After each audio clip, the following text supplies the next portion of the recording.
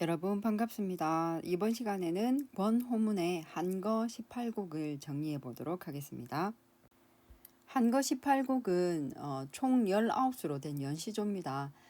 작가는 사대부였죠. 그러다 보니까 사대부인 작가가 자신의 공명과 은거 사이에서 내적 갈등을 겪고 시간이 흐름에 따라서 그 내적 갈등이 해소되는 과정으로 표현되어 있습니다. 이 시는 그 화자가 자신의 삶에 대해서 독백하는 어조로 주로 이렇게 표현을 하고 있습니다. 특히 1수에서는 화자가 자신의 신념인 충효를 이루고자 해서 십제황황했다는 사실이 드러나 있고, 평생에 원했고 충효를 다 하고 싶었고, 자, 이 두 가지 일을 다 하고자 해서 십제황황했다라고 표현하고 있습니다. 그리고 두 번째 그 중장에 나오는 금수나 다르리아는 대표적인 서리법이죠. 자, 서리적 표현인데 충과 효 두 가지 일을 하지 않는다면 금수나 다르지 않겠는가 라고 현대어로 해석할 수 있습니다. 그리고 종장에서 화자는 충효를 이루고자 십제황황 했음을 표현하고 있습니다. 그래서 일수 전체로는 화자의 충효를 추구하는 마음을 드러내고 있다라고 이해하시면 되겠습니다. 제3수에서는 비록 못 잃어도 임천이 좋으리라 라고 첫 수에 밝혔는데, 여기 첫 수에 있는 임천은 자연을 뜻하는 것이죠. 자, 그리고 여기서 화자는 세상사, 세사를 벗어나서 자연 속에서 조월경운하는 그런 삶을 의미하고 있고, 그래서 자연이 좋다라고 말하는 것은 결국 자연에 파묻혀서 살고 싶다를 첫 수에서 밝히고 있습니다. 그리고 무심한 어조는 욕심이 없는 물고기와 새는 저절로 한가했으니 조만간 세상사를 잊고 나도 너를 쫓겠다라고 말하고 있습니다. 그리고 여기서 그 너를 쫓는다라고 했을 때 이 너는 앞에 중장에 나왔던 어조를 뜻하는 거죠. 무심한 어조를 이야기하고 있습니다.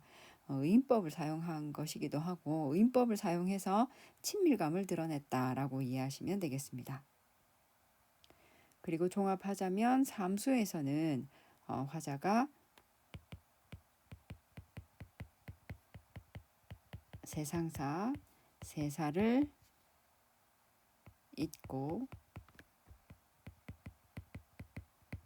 임천을 추구하는 마음을 표현하고 있다라고 보시면 되겠습니다. 그리고 8수의 초장에는 출과 처에 대한 두 가지 삶의 방식에 대한 이야기가 등장하고 있습니다.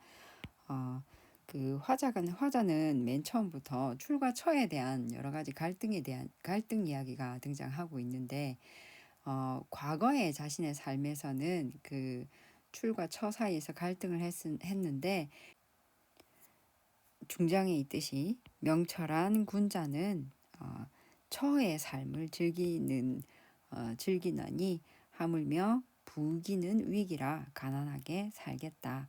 하물며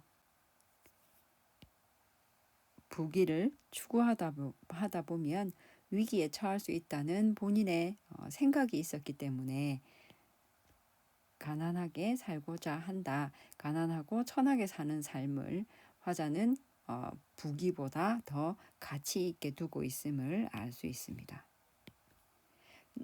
여기서 주의해야 될 점은 화자가 스스로 부귀해서 위기에 처해서 그렇다 생각하는 것이 아니라 화자의 가치관은 부귀했을 때 위기에 처하는 그런 위험보다는 가난하고 천하게 사는 삶이 오히려 더 가치 있다라고 판단했기 때문이다 라고 이해하시면 되겠습니다.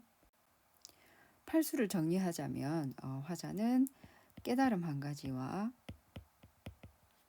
의지를 드러내고 있는 편입니다. 출과 처에 대한 깨달음을 한 가지를 얻었죠. 그리고 처에 대한 의지를 드러내고 있다라고 보시면 되겠습니다. 자, 구수 초장의 뜻은 청산이 푸른 시내에 임하고 시내 위에 안개 낀 촌락이라. 초당 심사를, 여기서 초당은 화자가 기거하는 곳이죠. 그리고 심사는 화자의 마음 상태를 이야기하는 것입니다. 그래서 초당에 숨어서 살고 있는 자신의 마음을 백구인들 알겠느냐. 자, 여기서도 역시 서리법이 사용되고 있습니다. 자, 그리고 여기서는 특히 이 서리법을 통해서 화자의 강호의 삶에 대한 그런 추구가 드러나 있다고 보시면 되겠습니다.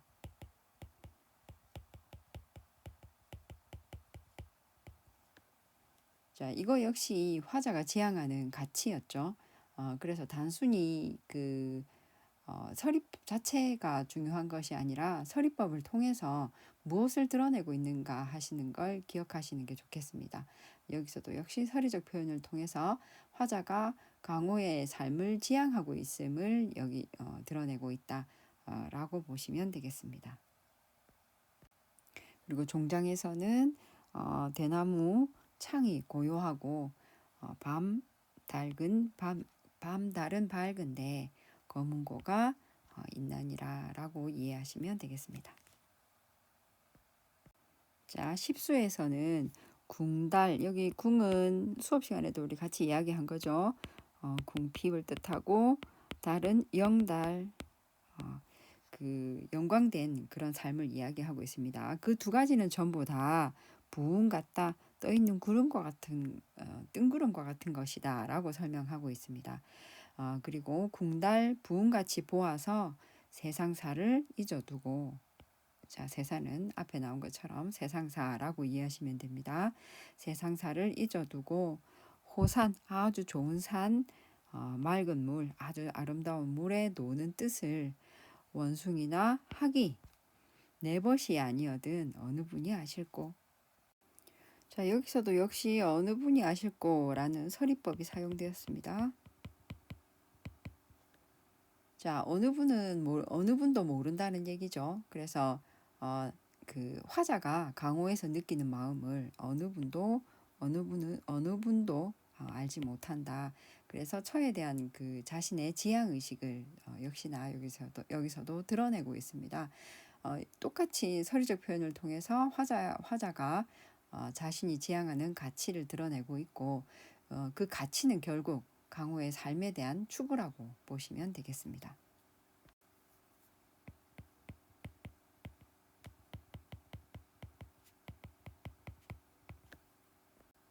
자, 12수에서 재월이 구름 뚫고 비가 갠 하늘에 밝은 달이 구름을 뚫고 솔 끝에 날아올라 충분히 맑은 달빛이 시냇물에 비껴 있거늘 어디서 물이 잃은 갈매기가 나를 쫓아오는가. 물이 잃은 갈매기가 나를 쫓아오는가 하는 것은 고전 시가에 자주 등장하는 표현이죠. 자연과 합일의 경지에 이르러 있는 그런 모습을 드러내고 있다고 보시면 되겠습니다.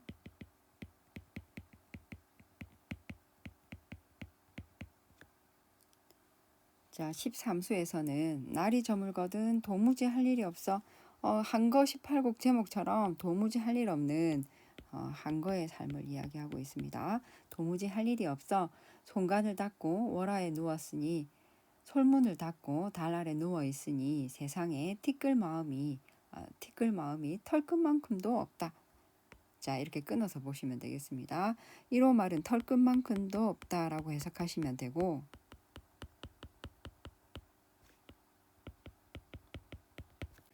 화자는 자연에서의 삶이 날이 저물도록 할 일이 전혀 없이 그렇게 한가한 것이지만 때묻지 않은 그런 삶을 살겠다라는 의지를 드러내고 있습니다.